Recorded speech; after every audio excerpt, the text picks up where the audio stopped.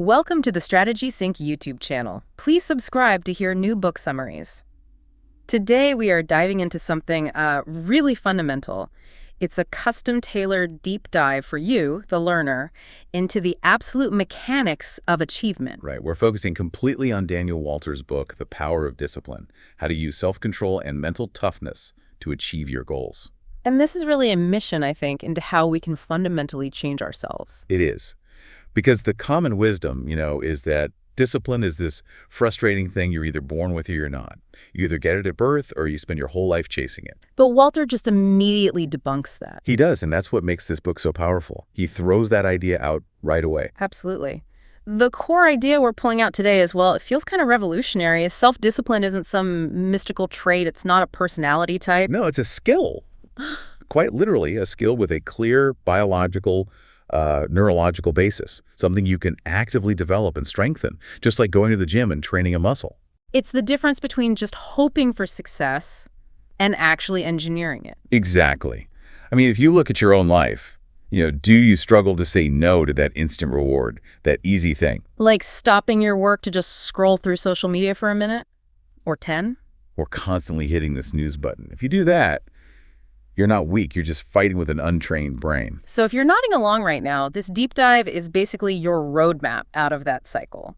We've gone through Walter's entire argument and pulled out the most essential pieces. And we're going to start by grounding it all in, hard science, looking at the actual brain regions that are involved. Then we'll get into the psychological traps, the things that actively sabotage our best efforts. After that, we'll detail the practical daily habits of really high achievers. And finally, we push into some pretty advanced stuff. We're going to look at the extreme mental toughness of the Navy SEALs, and then, surprisingly, the profound stillness of Zen philosophy to really transform your identity. Okay, let's get into it.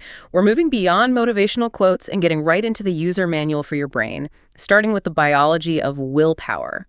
That's where the real power is. That's where the leverage is. I think the biggest takeaway from this first section is that discipline isn't just a philosophical idea.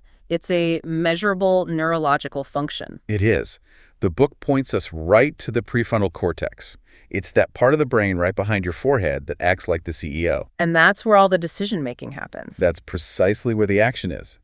Walter brings up this 2009 study by neuroscientists Todd Hare and Colin Kammerer. It's foundational proof. What did they do in that study? They used fMRIs to watch people's brains while they made a classic choice. A small amount of money right now, or a larger amount of money if they waited. So basically the adult version of every difficult decision we make. Indulge now or invest in the future. Exactly. And what's so fascinating is that they could see specific brain regions light up when people chose the long-term benefit. It wasn't just vague brain activity. Right. There were two specific spots in that prefrontal cortex that were involved. And we should probably break down what they do. Yeah. The high activity was in the ventral medial prefrontal cortex, or VMPFC, and the dorsolateral prefrontal cortex, the DPFC. Okay, that's a mouthful. What's the difference? Think of the VMPFC as the evaluator. It's the part that does the emotional calculation, like how good will that bigger reward actually feel later on? It assigns a value to it. I see. So it's the part that gets you excited about the future goal. Exactly. And then the DPFC, the dorsolateral part, that's where the execution comes in. That's the discipline. So that's the strategic control center. It is. Once the VMPFC does the math and says, yep, the long-term reward is better, the DPFC steps in and says, okay, now we execute. We override the impulse to grab the money now. It handles the impulse control. So the more active those two regions are, the easier it is to delay gratification. Precisely. And the most crucial takeaway here for you, for the learner, is that this is a developable skill. Even if your prefrontal cortex makes discipline hard for you right now, you can literally strengthen it. How? Every single time you consciously choose the healthier long-term option, you are physically strengthening that neural connection. And the opposite is also true. So every time you give in to the impulse, you're weakening it. You are. It's a literal feedback loop.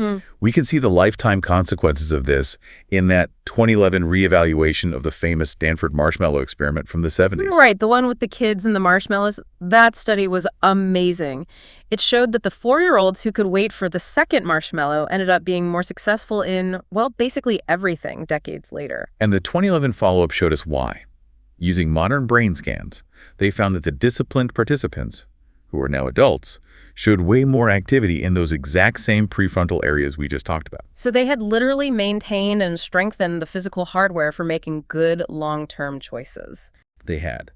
But there's a darker side to it, too, that's linked to addiction. What did they find there?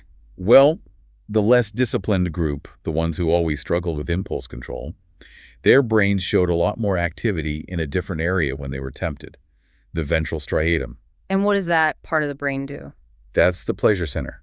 It's the area linked to immediate gratification and, pretty disturbingly, to addiction. So a simple choice a kid makes about a marshmallow can actually reflect a fundamental difference in how their brain is wired for reward their entire life. Wow. So the ability to delay gratification is absolutely foundational. It's everything. Okay, so if discipline is like a muscle in the prefrontal cortex, then it has to be able to get tired, right? It can get fatigued. Absolutely. But before we even get to the fatigue part, the book makes a direct link between discipline and focus. Which is governed by our executive functions. Right. You just can't have discipline without sustained focus. And these executive functions are things like working memory, holding information in your head, cognitive flexibility, and most importantly, impulse control. And again, these aren't just abstract ideas. These functions happen in specific parts of the brain, all working with that prefrontal cortex. So the book's definition of discipline becomes really clear here. It's just the ability to focus on one thing until the goal is done, right, and to override all the other distractions. If your executive functions are tired, your discipline is going to fail. Which brings us to the big problem of willpower depletion. The idea that this mental energy isn't infinite. You can't just white-knuckle your way through every decision. It doesn't work. The classic proof for this is a study by Roy Baumeister from 1996. It's kind of a tragic and brilliant experiment. Okay, tell us about it. So they get 67 people, put them in a room, and on a table they have these freshly baked, amazing-smelling cookies and chocolates. And right next to that, a bowl of bitter, boring radishes. That sounds like a special kind of torture. It was designed to be. So one group, the test group, was told they could only eat the radishes. They had to sit there smelling the warm cookies and just resist for 15 minutes. Well, the other group got to eat the cookies. Yep. Then, after that, both groups were given an unsolvable puzzle and told to work on it for as long as they could. It was a test of persistence. And I'm guessing the radish eaters didn't last very long. Not at all. The group that had just depleted their willpower tank by resisting those delicious sweets, they gave up on the puzzle way, way sooner than the cookie eaters. They just had no mental strength left. Wow. The implication for us is huge then. If you spend your whole morning resisting the urge to check your phone or arguing with people, by the time evening comes around, your willpower is just gone. It's completely exhausted. And you'll fall for the nearest, easiest form of gratification. Binge eating, doom scrolling, whatever. And this gets even worse with what the book calls the survival mode problem. Right. When we're stressed or our blood sugar is low, the brain kicks into fight or flight mode. It doesn't see a diet, it sees a threat. It prioritizes instant energy, usually sugar, which leads to all those impulsive behaviors. So stress literally shuts down our prefrontal cortex. It malfunctions it. It makes long-term planning almost impossible. Your brain is wired to survive right now, not plan for promotion in 6 months. Okay, so if we know willpower is finite, the whole strategy has to change. It's not about being a willpower superhero. It's about being a willpower protection specialist. That's a great way to put it. You have to minimize the number of times you even have to fight temptation. And the most powerful way to do that, Walter says, is actually the easiest. It is. You just remove yourself from temptation completely. Yeah. We think discipline is about confrontation, but really it's about smart strategic avoidance. Can you give us a really practical example of that? Sure. If you're trying to eat healthier, you don't keep chips and cookies in your house and then try to resist them every single night. That's a losing battle. You just don't buy them in the first place. You don't buy them. You stock your cupboards with healthy choices instead. That way, your willpower is only tested once at the grocery store when you're probably less tired, not over and over again every single night at home when you're exhausted and hungry. You win the war by not fighting 1,000 tiny battles. Which leads right into the idea of timing your vulnerability. It's about knowing when you're most likely to give in. It's a simple, high-leverage move. Always go grocery shopping after you've had a big, healthy meal. If you're not hungry, your brain's survival instinct won't kick in, and you're much less likely to buy junk. And you can apply that to your work, too. Do the hardest, most discipline-heavy tasks when your energy is at its peak. Don't save them for the end of the day when you're already drained. And all of this is held together by the consistency mandate. Meaning these strategies don't work if you only do them sometimes. Right.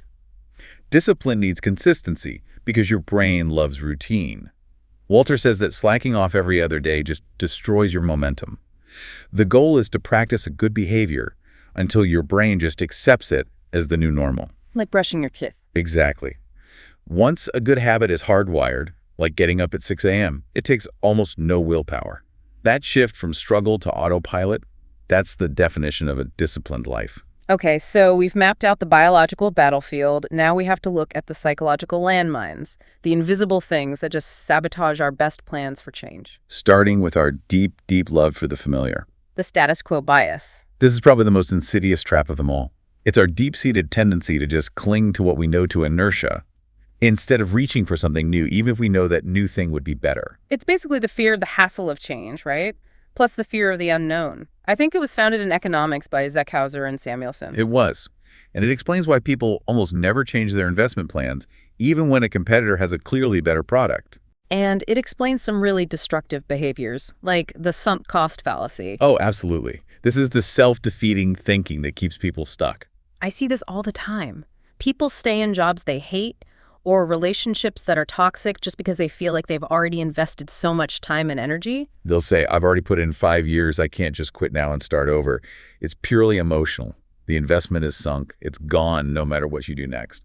Discipline requires the ability to cut your losses. And the resistance to cutting losses comes down to a few core fears, starting with loss aversion theory. We are just wired to hate losing things. Time, money, whatever. Even if the feeling we're losing is actually bad for us, we subconsciously equate any change with a loss. So we need this impossibly high level of proof that the new thing will be better before we let go of the current dysfunctional thing. The mere possibility of loss is usually enough to keep us stuck. And that's compounded by the second fear, the fear of regret. Which is usually tied to what other people will think. We're afraid of making a change, failing, and then having people judge us. Right. But Walter's view on this is to flip it completely. He says we should be much more afraid of the regret of inaction, that soul-crushing what-if question. Because failure at least gives you data, a lesson. Exactly. Regret just paralyzes you. And then there's the mere exposure effect, which is interesting because it can work against you, but also for you. How does that work? It's a cognitive shortcut. Basically, the more we're exposed to something, a routine, a belief, the more we tend to like it and accept it. It's why trying to get up early on a Saturday feels so wrong if you've been sleeping in for 20 years. But once you establish a new habit, like exercising 5 days a week, the mere exposure effect starts working for you. It reinforces that positive behavior. It makes it feel comfortable and normal. Okay, so how do we override these deep emotional biases with rational thought? The book gives a pretty practical tool for this. It does. The thought evaluation exercise. It's a structured way to take the emotion out of a big decision. It moves you from just worrying to actually analyzing. And you physically write it out, right? You draw a grid with 4 quarters. You do. Quarter 1, advantages of the status quo. What am I getting by staying? Yeah. Quarter 2, disadvantages of the status quo. What am I losing? And then the same for the alternative. Right. Quarter 3, advantages of the alternative. Quarter 4, disadvantages of the alternative. And there's a specific discipline to the exercise itself. You have to spend at least 10 minutes on it, but then there are 2 crucial delays. Yes, this is key. The first delay is mandatory. Yeah. You have to walk away and come back to the list the next day. This lets all the initial emotional heat die down. And the second delay. That's seeking trusted input if you need it. From a mentor or a coach, not a friend who's just going to tell you what you want to hear. The whole point is to force yourself out of that comfort zone that the status quo bias is desperately trying to keep you in. It's an exercise in structured discomfort, which, as the book says, is where all growth happens. Right. But even if we overcome that fear of change, there's another trap waiting for us. Which is? Believing we've already mastered discipline. And that's where the Dunning-Kruger effect comes in. This one is fascinating. The idea that just believing you're competent can be the very thing that stops you from actually being competent. It's a psychological bias where incompetent people just fail to see their own flaws. They lack what's called metacognition, the ability to accurately judge their own skills. So it's a double burden. They're not good at something, and they're too unaware to even realize it. Exactly. And you can see how this applies to self-discipline.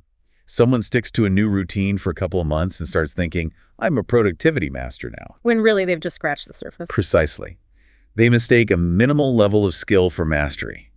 The research shows that true masters are usually humble, because the deeper you go into a skill, the more you realize how much there is to learn. So how do we get that reality check without just completely crushing our confidence? What's the book's solution to this blissful ignorance? It's a delicate balance. First, you have to stay confident in your ability to learn, but at the same time, be completely open to constructive criticism, even if it's harsh. You have to commit to continuous development and never, ever think you've made it. And the book emphasizes using objective tools, right? We can't trust our own feelings about how we're doing. Not at all. Use apps or a coach or courses that track your progress with actual scores. You need external, objective feedback. And second, you have to be strategic about who you associate with. Surround yourself with people who are better than you. People who are demonstrably further along. Not for comparison, but for continuous learning. To expose yourself to higher standards and force you to see the gap between where you are and where you could be. The reminder is always, perfection is impossible. True discipline is realizing you're always a beginner. Okay, we've covered the internal stuff, the biology, the psychology. Now we shift to the external structure that lets discipline actually work, the system. Right. If you only focus on the outcome, you're likely to fail. But if you focus on building the right system, the results become almost inevitable. And the foundation of any good system is routine. The book says habits aren't just things you do, they become part of your character. They do. If you're always late, that's not a one-off thing. It's a whole negative cycle that probably starts the night before when you go to bed too late. And that cycle is often set in motion in the first hour of the day. The morning routine is everything. Absolutely. A bad start, hitting snooze, skipping your workout, rushing breakfast, it creates this negative mental loop. You're basically telling your brain, I failed the first test of the day, so I might as well fail the rest. But on the flip side, that immediate win of getting up on time and exercising creates this positive momentum that carries you through the whole day. It does. And the book gives some great examples of high achievers who get this. Their first 2 hours dictate the next 10. It's like Barack Obama. His routine is fixed. Yeah. Up at 7 a.m., 45 minutes of intense exercise, then a healthy breakfast. Or Bill Gates, who's famously up at 4 a.m. watching an educational DVD while he's on the treadmill. It's about conditioning yourself before the world starts making demands on you. It is. But it's not just about starting right. You have to finish right, too. The final hour before you go to sleep, the wind down, is just as critical. Because sleep is what recharges your willpower. Exactly. Your evening routine has to be about preparing for renewal. You can't just jump from staring at a bright screen into a deep sleep. It's simple things. Turn off all the digital stuff, the news, your phone, and read an actual book. And the non-negotiable rule here is a minimum of 7 hours of sleep. That's the bare minimum for long-term health and cognitive function. The book also singles out 2 essential habits that need to happen before 8 a.m. The first is some form of mindfulness. Right. Praying or meditating. It's a priority for successful people from all backgrounds. The benefits are proven. It helps with stress, improves memory, boosts creativity. It helps you get in the zone. I think Oprah's example is a great one. She says she meditates for 20 minutes every day and that she can only do her best work from that state. It's the ultimate act of self-discipline, isn't it? Controlling your internal world before you try to control your external one. The second essential habit is spending time reading. Leaders are readers. It's a cliche because it's true. Continuous education is non-negotiable. If you're not learning, you're falling behind. The disciplined person will spend $20 on a book that might change their life rather than on a mindless movie. There's that great story about Warren Buffett and Bill Gates, right? Yeah, when they were asked what superpower they'd want, they both said the ability to read super fast. That just shows you how much they value learning. But the number one excuse people have is that they don't have time. And the book just removed that excuse. With audiobooks, you can learn while you're driving or cleaning or working out. It's just a shift in priority. Are you going to prioritize gossip and social media or information that helps you reach your goals? So once the habits are in place, you need the structure of goals. But big goals can be terrifying. They can. And the secret is to break down those huge, daunting goals into tiny, actionable daily steps. So lose 60 pounds becomes... It becomes lose 1 pound this week. which really just means do 10 minutes of cardio today and drink 5 glasses of water today. You focus on the tiny daily action. That's where the momentum comes from. It's those 1% improvements that lead to massive long-term success without the burnout. And organization plays a huge, often overlooked role in all this. Oh, massively. Walter says organization and discipline are inseparable. A disciplined person wants to make their life easier by removing stress, and being organized is the best way to do that. You stop wasting time and mental energy looking for things. And you have more energy for the actual work. Plus, it projects a competent, positive image to everyone else. Okay, let's circle back to sleep hygiene. Can you give us the really specific, actionable tips? We know 7 hours is the minimum. Sure. First, keep daytime naps short, like 30 minutes max. Any longer, and it messes with your nighttime sleep. And avoid stimulants in the evening. Definitely. No caffeine or nicotine. Third, be careful what and when you eat. Heavy, fatty foods close to bedtime can cause indigestion and disrupt your sleep. What about the routine itself? The mental prep? You need a consistent, relaxing bedtime routine. A warm bath, reading a calm book, light stretching, and critically, avoid any emotionally charged conversations right before bed. And the environment has to be right. It has to be perfect. Comfortable bedding, and it needs to be completely dark. That means blackout curtains and getting rid of all those little digital lights from chargers and phones. Okay, we've built the foundation with biology and daily habits. Now we're moving into advanced training, the kind of mental toughness required to push past what we think our limits are. Starting with the pretty extreme methods of the U.S. Navy SEALs. The SEALs are masters of pushing human limits, and their philosophy, especially the 40% rule, is a huge mindset shift. It really is. It completely reframes how you think about pain and potential. So explain the 40% rule, because it sounds a little dangerous for the average person. The rule is this. When your mind is screaming at you that you're done, that you're exhausted and can't go on, you've only actually reached 40% of your true capability. Most people stop at that first scream. They do. The SEALs are trained to ignore that voice, to recognize that most of our limits are mental, not physical. But I have to push back on that a bit. For the learner listening who might have a desk job, isn't that a recipe for injury? Just ignoring your body? That's a fair point, and it's an important distinction. For a SEAL, it's about life and death. For the learner, the rule applies more to mental discomfort. Like the pain of boredom when you're studying. Or the minor muscle soreness from a new workout. It's not about ignoring sharp, dangerous pain. It's about pushing past that psychological barrier of, I'm tired, I should stop. If you believe you have another 60% in the tank, you find the strength to keep going. And the book links this directly to the placebo effect. It does. The mind dictates what the body can do. There was a 2008 study where they gave weightlifters sugar pills, but told them it was caffeine. And they perform better. They performed at a much higher level simply because their brains believed they had a chemical advantage. The brain decided the outcome and then made it a reality.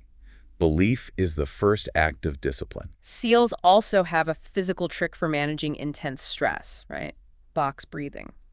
This is a vital tool for anyone who deals with anxiety or high-pressure situations. When you get stressed, your body floods with cortisol and adrenaline, triggering that fight-or-flight response, which kills rational thought. And box breathing counteracts that. How does it work? It's simple. You inhale for 4 seconds, hold for 4 seconds, exhale for 4 seconds, and hold for 4 seconds. Repeat until your heart rate comes down. It forces your nervous system to calm down. A SEAL uses it in combat. You can use it before a big presentation. The book also brings in the 10x rule from Grant Cardone. The idea here is to set goals that are 10 times higher than what you actually want to achieve. So if you want to lose 10 pounds, you aim for 100. Exactly. You might not need to lose 100, but aiming for it forces you to adopt a 10x action plan. It forces a complete lifestyle change, not just a temporary diet. Even if you only get halfway to your 10x goal, you've still blown past your original target. And finally, to beat our tendency to rationalize giving in, there's the 10-minute rule. This is so simple but so effective. It's based on a Harvard study that found humans are terrible at waiting. Chimpanzees were better at waiting for a bigger reward than we are. Because we can rationalize anything. I deserve this treat. We can. So the application is just to introduce a deliberate delay. When you're tempted to do something, you just pause and promise yourself you'll wait 10 minutes. And that takes the instant out of instant gratification. It starves the impulse. It gives your rational prefrontal cortex time to get back in control. Okay, so from intense military training, the book shifts to ancient philosophy. It looks at Zen and finds these deep parallels in mental control. It does. Zen philosophy is rooted in Buddhist teachings, and it gives us a framework for emotional discipline. It's based on two core ideas. First, that suffering is a natural, unavoidable part of life. And second, That we are often responsible for our own suffering because we resist reality. and the core discipline practice to deal with that is living in the present. Right. Our minds love to create unnecessary suffering by either dwelling on the past, which is just memory, or worrying about the future, which isn't even here yet. High achievers burn out because their identity is completely tied to some rigid future outcome. So Zen helps you master self-discipline by accepting discomfort, controlling your mind by focusing on the now, and controlling fear by letting go of all those negative possibilities. Exactly. And you see the ultimate expression of this in the discipline of the Shaolin monk system. Their daily routine is legendary. That illustrates the power of radical consistency. Their day runs from 5 a.m. to 11 p.m. without a break, balancing temple duties, grueling kung fu training, and study. And their attitude is a huge part of it. A huge part. They cultivate extreme gratitude for the basics, which gets rid of any sense of entitlement. They believe happiness comes from finding your mission, not from acquiring things. And critically, they understand the discipline of rest. They slow down to avoid burnout. Which connects to their mastery of qi. Qi is your life force, your energy. They train for years in Kung Fu and Tai Chi, which is basically a form of walking meditation, to harness and redirect that energy. To do what they do, they need absolute focus in the moment. If you can master every tiny movement of your body, you can master your impulsive thoughts. So if meditation is the key to this advanced focus, the book gives us some practical ways to start. It does, and the benefits come fast. One study showed that people felt less stress and anxiety after just 7 days of practicing 20 minutes a day. Okay, so let's break down the techniques, starting with the most basic one. Zazen or just sitting? For Zazen, you find a comfortable upright position, not lying down, because you'll fall asleep. Keep your back straight, eyes slightly open with a soft gaze, and the focus is all on your breath. And the book is specific about how to breathe. It is. You have to breathe from your stomach, not your chest. It improves oxygen flow and calms your nervous system. The second technique, shikantaza, is a bit of a step up. It is. Shikantaza means just sitting and observing. You sit and pay attention to everything internal and external without reacting. When a thought comes up, you just acknowledge it, label it, and then imagine it floating away like a cloud. You don't get caught up in it. And for people who just can't sit still, There's kinhin, or walking meditation. It's a dynamic form where you take incredibly slow, controlled steps in a circle, coordinating each step with your breath. 1 step per inhale, 1 step per exhale. It develops extreme control and focus. and the rule for starting is simple. Start small, 10 minutes a day, 5 in the morning, 5 in the evening. And remember the core shift. You don't try to meditate, you just do it. Which brings us to that core identity shift, moving beyond the safety net of try and fully embracing the mindset of a doer. The word try is an escape clause. It gives you permission to stop when things get hard, and then you can just say, well, I tried my best, which is impossible to measure. But the doer mentality is different. It's all about evidence. Did you get the job done, yes or no? It requires courage, self-trust, and an honest look at your strengths and weaknesses, which is an act of discipline in itself. But to be a doer, you have to be crystal clear on your goal. Absolutely. You have to write it down, be specific. If you're not sure what you're aiming for, wait until you are. Otherwise, you're just wasting energy. As Deepak Chopra says, don't try, do. This connects to the idea of identity change, which the book explains with the onion analogy. This might be the most powerful idea in the whole book. I think it is. Change has 3 layers. The outer layer is the outcome, like losing 20 pounds. The middle layer is the process, the diet and exercise. But the core of the onion is your identity, your beliefs about yourself. And if you only focus on the outcome, you get the yo-yo effect. Exactly. Yeah. You might lose the weight, but if you still see yourself as an unhealthy person, you'll eventually go back to your old habits because they align with your identity. You have to change your belief system. The smoker example here is so powerful. It's a huge psychological difference, isn't it? Saying, I'm trying to quit smoking means you still identify as a smoker, but saying, I don't smoke, that's a complete identity change. And the case study of Brian Clark and his nail-biting habit shows this perfectly. He had tried to stop for years with pure willpower and failed. The change only happened after he got a professional manicure. Why did that work? Because it changed his belief system. He was suddenly proud of his nails. His goals shifted from the negative stopping a bad habit to the positive, maintaining his new identity as a well-groomed person. So your goals have to shift. Your goal has to be to become a type of person, not just to achieve a thing. Don't set a goal to read one book. Set a goal to become a reader. Don't aim to run a marathon. Aim to become a runner. When the habit is part of your identity, the effort becomes secondary. Okay, but we know motivation doesn't last. The daily grind requires something more. It requires falling in love with the process itself. If you rely on that initial burst of excitement, you'll quit as soon as it gets boring. You look at anyone who's achieved excellence, the Williams sisters, Ronaldo. It took years of consistent, often boring training. So you have to engineer enjoyment. The book suggests using Pavlovian conditioning. Just like Pavlov's dogs learn to associate a bell with food, we can train ourselves to associate hard tasks with positive feelings. How do you do that in a practical way? You pair the unpleasant task with something you love. If you hate writing a business plan, you only let yourself have your favorite fancy coffee while you're doing it. Or you listen to your favorite motivational music. The positive feeling from the reward starts to transfer to the task itself. And you have to reinforce it afterward. Immediately. Reward yourself right after the session. Watch an episode of your favorite show. Over time, the brain creates a link, and the hard work becomes its own payoff. The book also suggests using a visual tool, the Gold Star Rewards. It's old school, but it works. Put a calendar on your fridge and give yourself a gold star for every day you stick to your new habit. Seeing that unbroken chain of stars creates a powerful subconscious drive to not break the streak. It reinforces your new identity. The final psychological shift is maybe the hardest, learning to use negative emotions as fuel. Right. Not as things to be avoided, but as helpful signals that something needs to change. They are energy waiting to be redirected. So feelings of anger or rage. They give you a massive physical charge. Instead of suppressing it, channel it.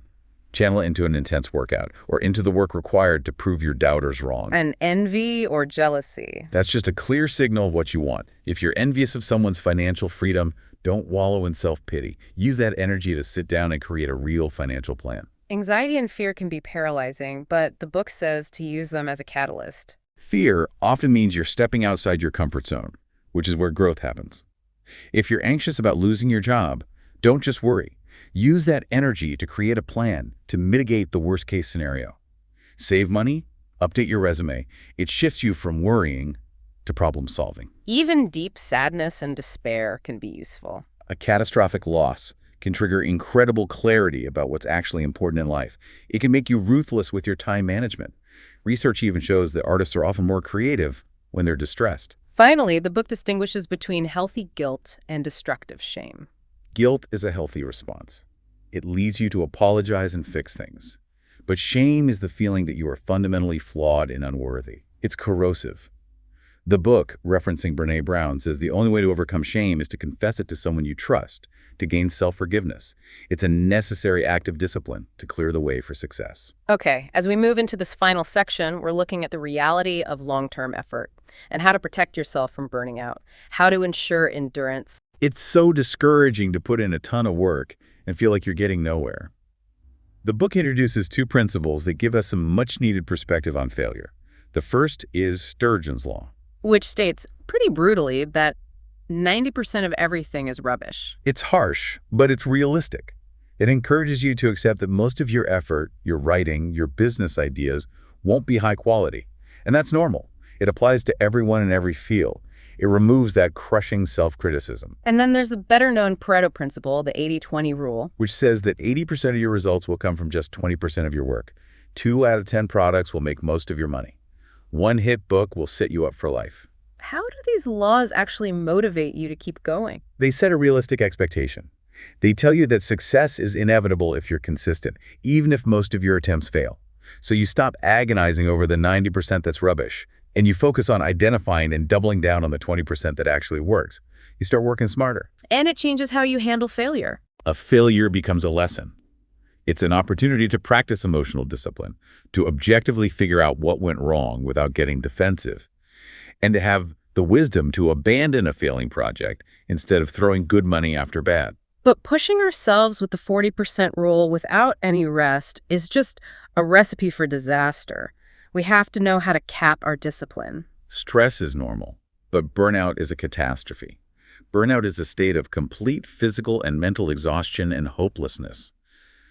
High achievers are really susceptible to it because they just keep pushing without recognizing their limits. So prevention is about capping discipline and having rigid routines. It's about learning to say no to things that drain you. It's sticking to your healthy routine no matter what. Sleep, hydration, diet. We already know willpower is depleted when you're tired. Forcing discipline when you're exhausted is a recipe for failure. The book also links procrastination to burnout, and the solution is better scheduling. Right. Proactive scheduling prevents those last-minute crunches that cause so much stress. And the key tip is to assume any project will take 1.5 times longer than you think it will. That forces you to be realistic. It builds in a buffer. It prevents panic. Scheduling is a disciplined act that forces you to confront your fears up front. But procrastinating just makes the anxiety worse in the long run. And if burnout has already happened, what's the disciplined way to recover? The only way is to take a complete break, 1 or 2 weeks off. You have to use that time to reflect, figure out exactly what triggered the burnout, and then implement firm, disciplined boundaries, using the power of no to make sure it never happens again. We have covered so much ground today, from the neurons in our brains to the teachings of Zen masters. The major concepts are clear, though. Discipline is a biological skill you can develop. You have to recognize your willpower is finite. Avoid the psychological traps. Shift your focus from the outcome to the system. And fundamentally change your identity from try to do. Embrace structured discomfort. Use your emotions as fuel and build your life around consistent, non-negotiable routines. And congratulations to you, the learner, for sticking with us through all of this. Just getting through this deep dive required persistence. The knowledge is now yours. But the next step is action. Don't make the mistake of trying to do everything at once. Start small. Pick one new habit for 5 minutes a day. Or just commit to your new bedtime starting tonight. At the end of the day, the quality of your life is just a reflection of the small, disciplined choices you make over and over again. As Jim Rohn said, you must take personal responsibility. You cannot change the circumstances, the seasons, or the wind, but you can change yourself. And think about the greats. Michael Jordan, Bill Gates, Oprah. There are probably more talented people out there, but we'll never know their names because they lack the discipline to turn potential into reality. Your pursuit of your purpose affects more than just you. If you fail to become your best self, the people you could have helped, the lives you could have changed, they miss out too. So we'll leave you with this final provocative thought aimed right at the core of that onion. What is one negative belief about yourself, a negative identity narrative, that you will replace with a firm I do statement this week? And how will that fundamental change affect not just your life, but the lives of everyone around you? Thank you for joining us for this deep dive. Now go apply these principles, be consistent, and expect a radical transformation.